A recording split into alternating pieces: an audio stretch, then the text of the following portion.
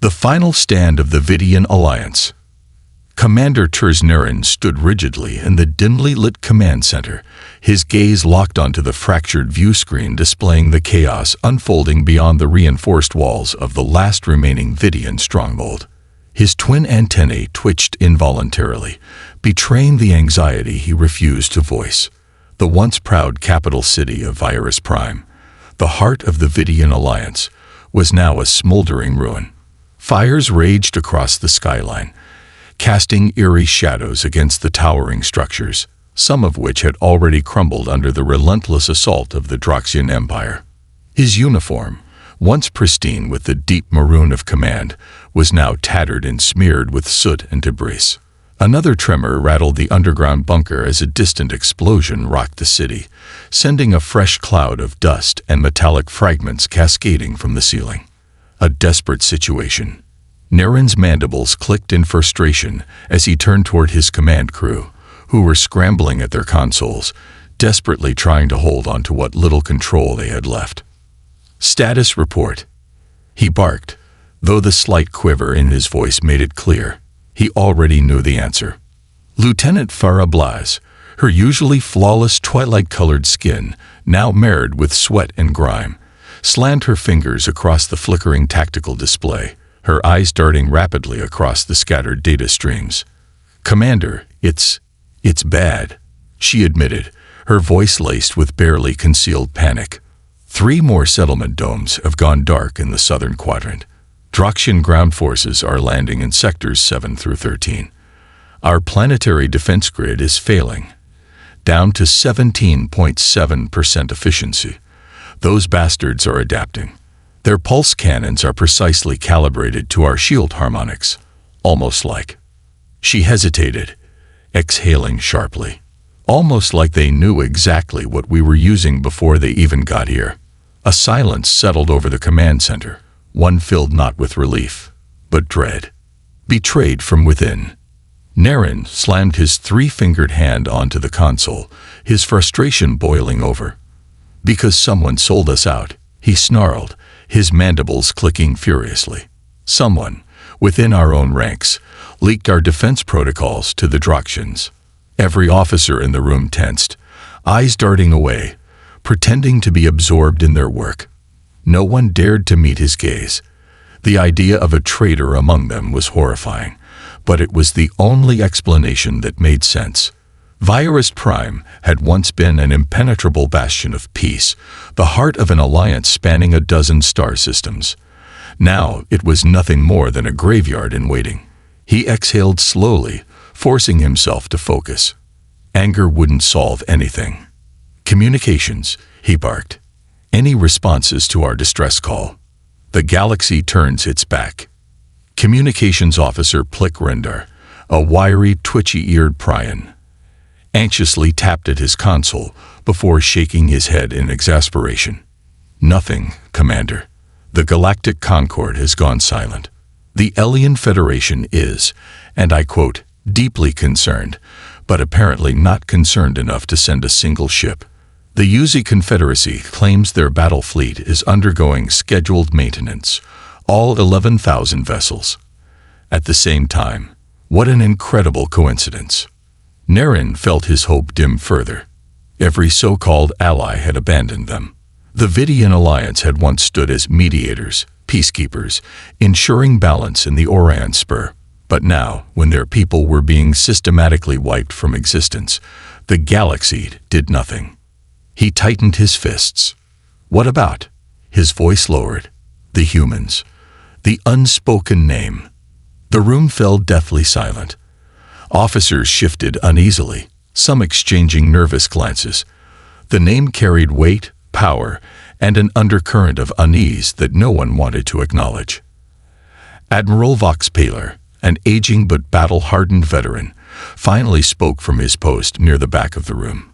His voice was deep and gravelly, the sound of a man who had lived through too many wars and seen too many horrors. "You want to involve them?" he asked, his dark gaze steady. "You've heard the stories. They don't negotiate. They'd eradicate. Their so-called Reaper fleet turned an entire moon into dust because someone insulted their admiral's hat during a diplomatic meeting. Their ambassadors carry weapons that rival planetary defense cannons. You know what happened to the Vrex Dominion when they tried to invade Earth? Nothing. Because the humans wiped them from the galactic records in a single campaign. No one even remembers the Vrex anymore. The last hope, or the greatest threat. Naren swallowed hard. He had heard the stories. Everyone had. The humans were a species of paradoxes, brilliant, terrifying, and completely unpredictable. 3 standard cycles ago, they had ceased all communications with the galactic community. Their embassies were abandoned, their trading routes severed. The few probes that dared enter Sol space returned with the same automated response. Humanity is no longer accepting visitors. No explanations, no warnings, just silence. And yet, in their desperation, the Vidian Alliance had sent the distress signal anyway. To everyone, including Earth. Naren exhaled sharply. "We sent the call," he admitted, his voice heavy with doubt. "But let's be realistic. No one is coming. Especially not the humans." As if the universe itself sought to punctuate his words, another explosion rocked the command center, sending sparks cascading from the overhead lights. Admiral Paler sighed, pulling out his sidearm. "Then we make our last stand here." Naren reached for his own ceremonial blade, staring at the cold steel. They had fought for centuries to protect the weak, to uphold justice in a galaxy that now turned its back on them. And now, they would die alone. An unseen force approaches, but far beyond Virus Prime, past the wreckage of fallen ships and the debris-strewn battlefields, something stirred in the void. A signal, ancient yet newly awakened, pulsed across the blackness of space. It was not a distress beacon. It was not a plea for help. It was a challenge. And deep within the heart of the Sol system, where no transmissions had been heard in years, something answered. For the first time, in 3 solar cycles, the Reaper fleet stirred. Humanity had heard the call. And they were coming. The silent storm. The Druxian warlord, Supreme Marshal Kelvok, stood atop the command deck of his flagship, the omen of conquest, his 6 crimson eyes narrowing as he surveyed the burning remains of Virus Prime. From the bridge's panoramic viewport, the once great capital world of the Vidian Alliance lay in ruins below. Its sprawling cityscapes, once gleaming symbols of unity and prosperity, were now engulfed in raging infernos, thick plumes of black smoke twisting into the atmosphere like the ghosts of a dying civilization. He allowed himself a moment of satisfaction. Another empire crushed beneath the might of the Druxian war machine. Another lesson carved into history with fire and blood. The Vidians had fought harder than expected, but in the end, their allies had abandoned them, their defenses had crumbled, and now, their leaders would either surrender or perish. Kelvok exhaled through his twin breathing vents, letting the weight of impending victory settle into his bones. He turned toward his command crew, his voice a deep growl of finality. "Dispatch the execution squads. Wipe out the last of their resistance. The Vidian name ends today." A chorus of acknowledgments filled the bridge as his officers began relaying orders to the surface troops. The warlord's upper left hand tapped absent-mindedly against the hilt of his ceremonial warblade. This was his favorite part. The final moments, when all hope drained from his enemy's eyes. An unfamiliar silence. But then, something shifted. It was subtle at first, an almost imperceptible change in the air, like the first whisper of a storm rolling in over dead waters. The lights on the bridge flickered for the briefest moment, as if the omen of conquest itself had hesitated. Kelvok frowned. He turned to his tactical officer, a wiry Druxian with mottled gray skin. "What was that?" The officer hesitated, fingers flying across the holographic interface. "Unclear, Supreme Marshal. There was an anomalous energy fluctuation in the upper ionosphere." Kelvok's frown deepened. "From what?" I don't know." The officer's gills flared in nervous agitation. There's nothing there. The warlord's grip on his war blade tightened. Find out. Then the first blip appeared on the long-range scanners. Then another. Then 100. Then 10,000. The bridge fell silent. And in that silence, a single transmission, untraceable, without an origin point, came through the ship's encrypted channels. A voice. Calm. Unhurried. Unshaken. You were warned. The Reaper fleet arrives. The Droxians barely had time to react before they came. Like wraiths emerging from the void, an armada of unknown vessels materialized into existence. There was no telltale ripple of hyperspace exits, no gravitational distortions. They did not arrive in the way other ships did. They simply were.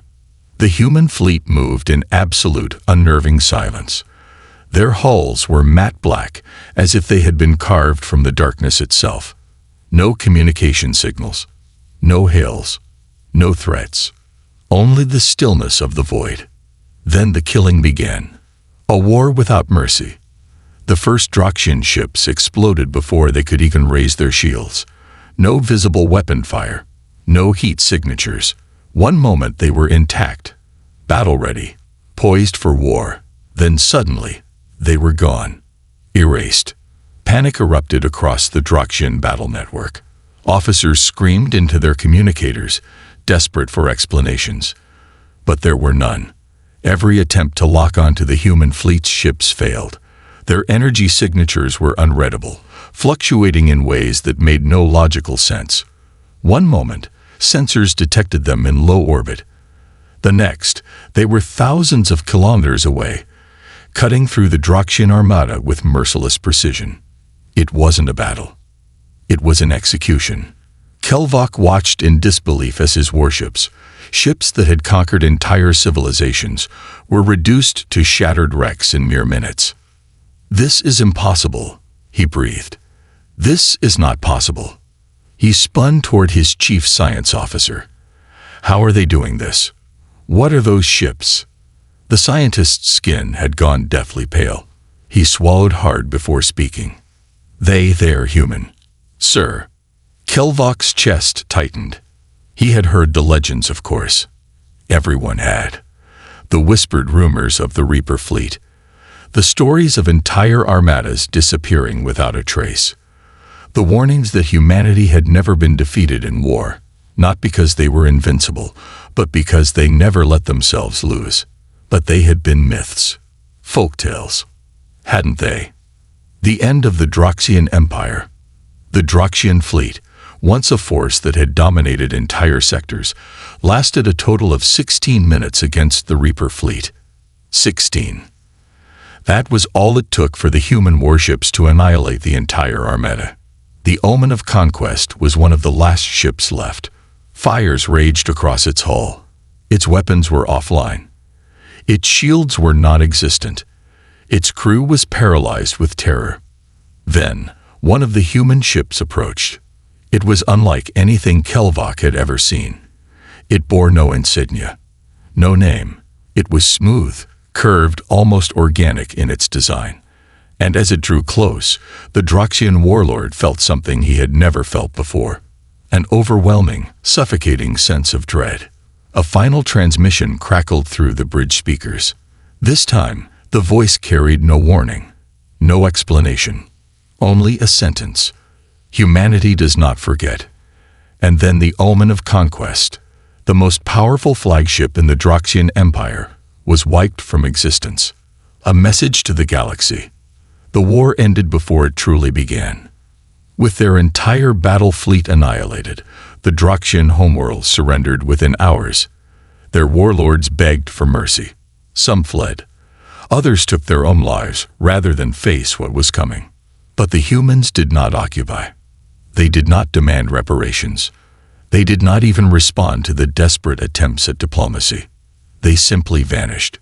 No treaties, no speeches, no declarations of victory. Only silence, and a single message broadcast across every known communication network in the galaxy. The Reaper fleet has returned. We are watching. The galaxy would never be the same again. Echoes of the Reaper fleet. For the first time in a millennium, the galaxy knew fear. Not the kind bred in the trenches of war, nor the unease that came with shifting alliances and political betrayals. No, this was a primal fear, an ancient terror buried deep within the genetic memory of every species, a fear of the unknown, a fear of the silent retribution that had come for the Droxians. Entire civilizations had watched, helpless, as one of the most feared war machines in the cosmos was erased in mere minutes. The Droxians had ruled through conquest, believed themselves unchallenged, only to be hunted to extinction in a war that had lasted no longer than the time it took for a single planet to complete a rotation. The Reaper fleet had returned, and no one knew why, or who would be next. Whispers in the void. The Droxian Empire had collapsed overnight. Its warlords, those who had survived, had either gone into hiding or surrendered to the newly formed coalition of free systems. Droxian-controlled planets, long subjected to brutal rule, rejoiced as they were liberated. But the celebrations were muted, because something lingered in the air, a quiet, unspoken truth. If humanity had been watching all this time, if they had waited in the shadows, if they had the power to dismantle an empire in an instant, then why had they acted now? Why not before? And more importantly, were they finished? The Galactic Summit of Karthos Prime. 52 of the galaxy's most powerful leaders gathered in the Grand Chamber of Karthos Prime, a neutral world that had served as the seat of interstellar diplomacy for centuries. The air was thick with tension as envoys from the United Varan Confederacy, the Seldari High Council, the Darnak Dominion, and countless other factions exchanged hushed whispers. At the center of the chamber, projected into the air by a hovering quantum relay, was the final transmission from the Reaper fleet. The Reaper fleet has returned. We are watching. For 3 hours, there was debate. Some argued that humanity had always been a ghost empire, an unseen force beyond comprehension, striking only when it deemed fit. Others believed this was merely an advanced faction of rogue human remnants, possibly operating outside the control of their long-forgotten homeworld. But the truth was, no one knew. Humanity had been gone for thousands of years. Their colonies had fallen into ruin. No trace of their empire remained. They were a myth. Yet here they were, erasing fleets as if they had never left. At last, the supreme speaker of the Varani, an elder statesman with sapphire-hued skin and 4 luminous eyes, silenced the room with a single question. Has anyone attempted to communicate with them? Silence. Then, from the back of the chamber, a figure spoke. We did. All eyes turned to the representative of the Orion Initiative, a private intelligence network that had long been suspected of having access to technology far beyond the rest of the galaxy. The room waited. The representative, a hooded figure with cybernetic implants glinting beneath the dim chamber lights, slowly raised a small spherical device and activated it. A recording played. At first, there was static. Then, a voice. You were warned. A murmur rippled through the chamber. The recording continued, but the words, they were not spoken in any known language. They were heard directly in the mind, each syllable heavy with an almost unbearable presence. Every species in the room, whether they had vocal cords, neural link translators, or telepathic cognition, heard the message in their own tongue. We remember. We do not forgive. We do not explain. We do not negotiate. The chamber fell deathly silent. For the first time in history, the galaxy had encountered an enemy that did not want power, that did not seek control, that did not even recognize diplomacy. The search for Earth. In the weeks that followed, entire fleets were dispatched in search of humanity's origins. Every known record of Earth, humanity's supposed homeworld, was centuries old, little more than fragmented data lost to time. Some believed Earth had been destroyed long ago, wiped from the stars during the age of dissolution. Others whispered that it was hidden, protected by technology beyond comprehension. What was certain, however, was that someone, or something, had carried humanity's legacy forward, and that someone had now revealed themselves. The First Contact War, a forgotten battle. Amid the chaos, an obscure transmission surfaced. A single declassified war report from nearly 6,000 years ago, stored deep within the archives of the Seldari High Council. A report from the only known recorded battle between the ancient human empire and an invading force. The document, faded and partially corrupted, contained just a few chilling lines. They fought like demons. They burned our warships in the void before we could even raise our defenses. We outnumbered them 100 to 1, yet we were the ones who begged for mercy. There was no mercy. Humanity vanished shortly after, but they did not die. They are waiting. A final warning. Despite the growing fear, there were those who sought to challenge the unknown. Mercenary factions, warlords, and opportunistic empires began preparing for the inevitable confrontation with humanity's return. Yet, as fleets amassed, as armies were gathered, a final message arrived. This time, it was not a warning, not a threat, not a declaration of war. It was a simple, undeniable truth. We were never gone. You simply forgot to look. And across the stars, the shadows of the Reaper fleet loomed once more.